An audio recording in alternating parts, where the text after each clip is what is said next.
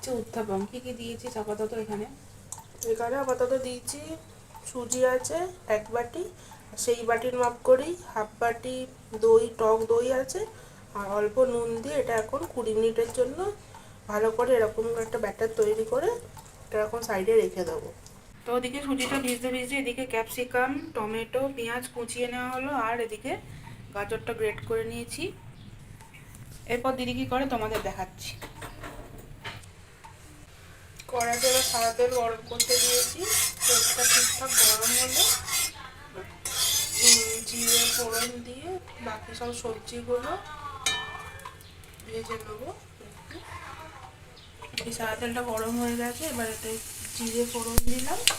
এবার পেঁয়াজ, আলু যা যা সব কেটে বা কুচিয়ে রাখা আছে সেগুলো একটু নেড়ে নেবো হালকা করে।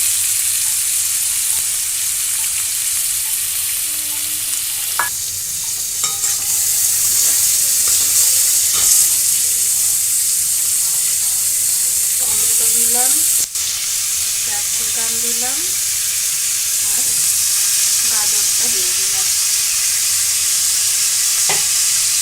এটা ভালো করে একটু হালকা করেই নাড়বো, খুব বেশি নাড়বো না। একটু নাড়া হয়ে গেলে তারপরে মশলাগুলো মেশাবো।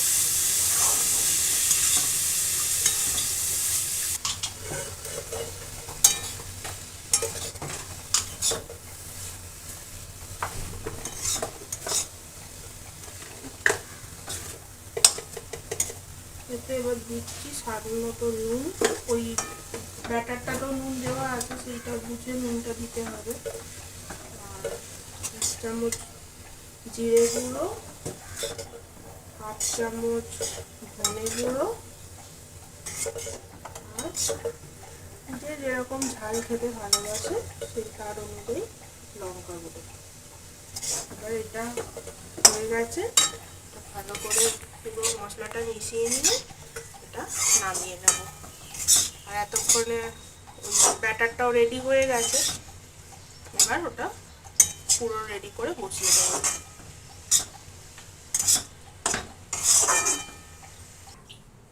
সুজিটা সব জলটা টেনে নিয়েছে, ওই জন্য এটাকে একটু পাতলা করার জন্য অল্প একটু জল মেশাচ্ছি, যাতে এটা ভালোভাবে ব্যাটারটা হয় আর তুলতে সুবিধা হয়। আর ফ্রাইং প্যানটা বসিয়ে অল্প করে তেল দিলাম, এটা গরম হয়ে গেছে। তেলটা গরম হয়ে গেছে, আর তেলেতে এই যে ব্যাটারটা এটা দিয়ে দিলাম।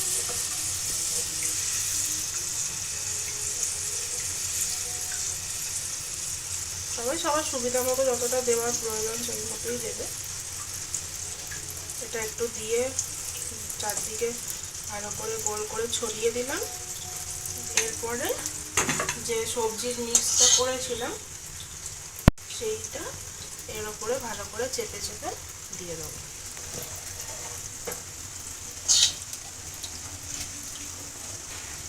এখানে কাঁচা লঙ্কাও দেওয়া যেতে পারে, এখানে যেরকম ইচ্ছা সে সেরকম সবজি কমানো বাড়ানো করতে পারে।